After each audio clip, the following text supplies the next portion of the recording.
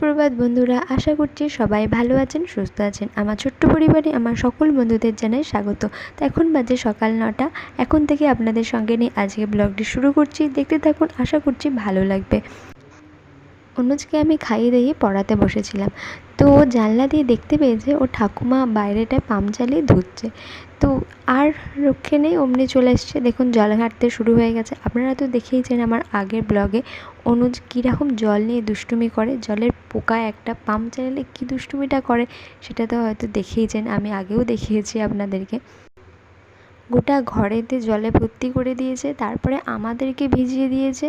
আর ওকে জল দিতে যাও তখনই আমায় কেন জল দিচ্ছ, আমাকে জল দিও না। বদমাইশিটা দেখুন, আমাদেরকে ভিজিয়ে দিয়েছে বলে ও ঠাকুমা বলছে দাঁড়া এবার তোকেও ভেজাবো। আর দেখতে পাচ্ছেন ও কত দূরে গিয়ে দাঁড়িয়ে আছে, বলছে আমাকে জল দিস না। দেখতে পাচ্ছেন ঘরের ভেতরে অবস্থাটা দেখুন, পাইপ দিয়ে ঘরের ভেতরে কতটা জল ফেলেছে দেখুন।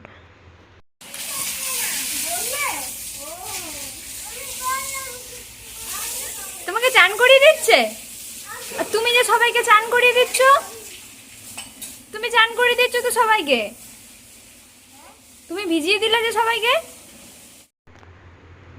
মা কিন্তু খুব সুন্দর ইউনিক একটা জিনিস বানাচ্ছে, তো দেখতে থাকুন মা কী ইউনিক জিনিসটা বানাচ্ছে।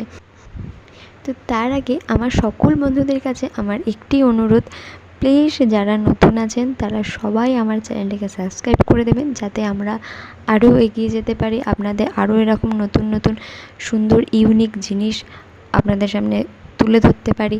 অনেক রকমের বাঙালি রান্না, আমি তো অনেক রকমের রান্না রুই পোস্ত আগে রেসিপিতে দেখেছেন, অনেকেরই হয়তো ভালো লেগেছে।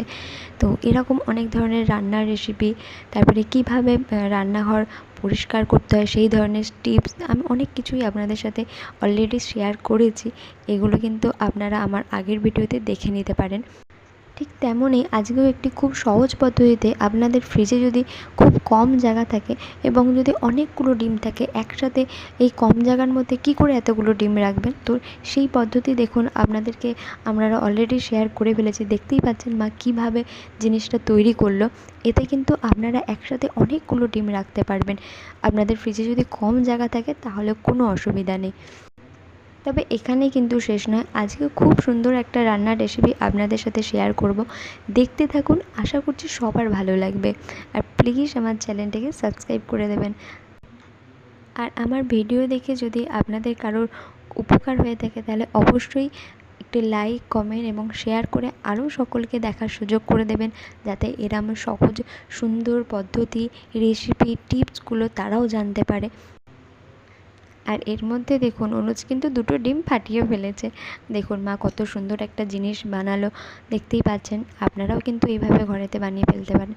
তো বন্ধুরা, এদিকে সমস্ত কাজ হয়ে যেতে মা স্নান টান করে এখন ঠাকুরকে জল দিয়ে নিচ্ছে। আর এবারেই কিন্তু আমি আপনাদের সাথে শেয়ার করব সেই রেসিপিটা, যেটা আমি বলছিলাম। সেই রেসিপিটা হচ্ছে যে পেঁয়াজ আলু পোস্ত। তো কীভাবে মা পেঁয়াজ আলু পোস্ত বানাচ্ছে দেখুন। প্রথমে তেল নিয়ে নিয়েছি কড়াইতে, তেলটা গরম হতে অল্প পরিমাণ মতো জিরে আর পেঁয়াজ দিয়ে নিচ্ছি। পেঁয়াজ আগেই কেটে নেওয়া হয়েছিল, এখানে 4টে পেঁয়াজ কেটেছিলাম মিডিয়াম সাইজে। তো পেঁয়াজগুলোকে একটু নাড়চাড় করে নিয়ে যে আলুগুলো কেটে রাখা হয়েছিল সেই আলুগুলো দিয়ে দিলাম। তারপরে পরিমাণ মতো নুন দিয়ে দিচ্ছি। তারপরে হালকা একটু নাড়চাড় করে নেবো, বেশি নাড়চাড় করব না। দেখুন এরপরে দিয়ে দিচ্ছে পরিমাণ মতো জল। তো এখন জলটা দিয়ে আলুটা সেদ্ধ করতে দিয়ে দিলাম। পেঁয়াজটাকে বেশি ভাজলো না, কারণ পেঁয়াজটা যদি বেশি ভাজা হয় না তাহলে টেস্টটা চলে যায়। এবার দেখুন কতটা পরিমাণ পোস্ত বাড়ছি। এখানে প্রায় আমরা 1.5 চামচ মতো পোস্ত নিয়ে নিচ্ছি। তারপর এতে অল্প পরিমাণ জল দিয়ে আর মিক্সিতে বেটে নিচ্ছি। এর আগে কিন্তু বন্ধুরা আমাদের ভাত, ডাল সমস্ত কিছু রান্না হয়ে গেছে। ভাতটা নামিয়ে মা আজকে মসুর ডাল করছে, পেঁয়াজ দিয়েছি, পেঁয়াজ দিয়ে সমস্ত কিছু হচ্ছে, পেঁয়াজ দিয়ে পোস্ত, পেঁয়াজ দিয়ে মসুর ডাল, আর এইদিকে হয়েছে বাঁধাকপির তরকারি। সবই হয়ে গেছে, শুধু পেঁয়াজ আলু পোস্তটা হলেই আজকে দুপুরের মেনু কমপ্লিট।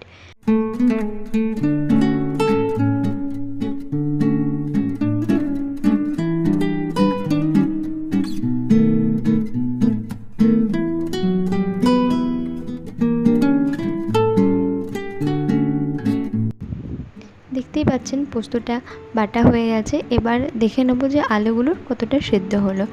দেখুন আলুটা কিন্তু মোটামুটি সেদ্ধ হয়ে গেছে।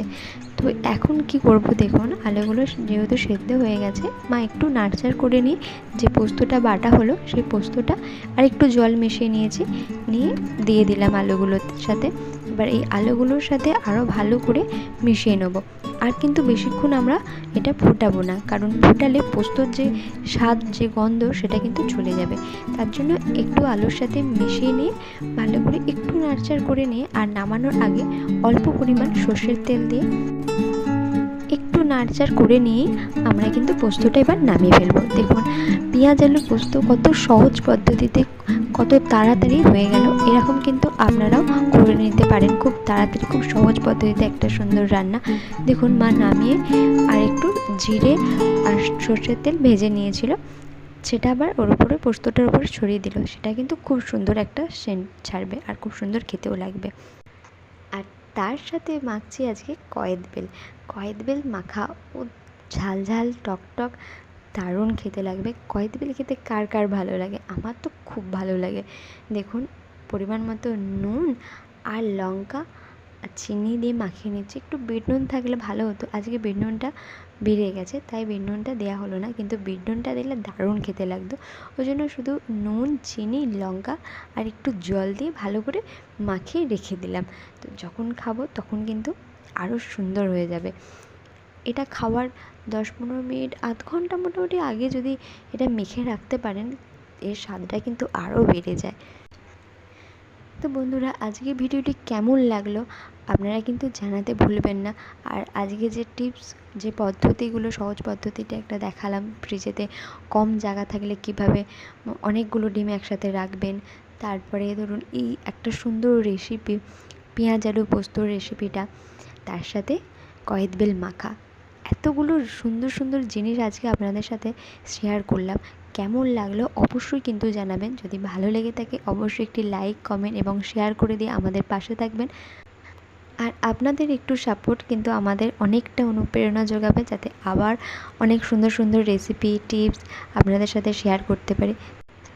আমার সকল বন্ধুদের অনেক অনেক ধন্যবাদ আমার ভিডিওটি সম্পূর্ণ দেখার জন্য। ভালো থাকবেন, সুস্থ থাকবেন। দেখা হচ্ছে আবার পরের ভিডিও।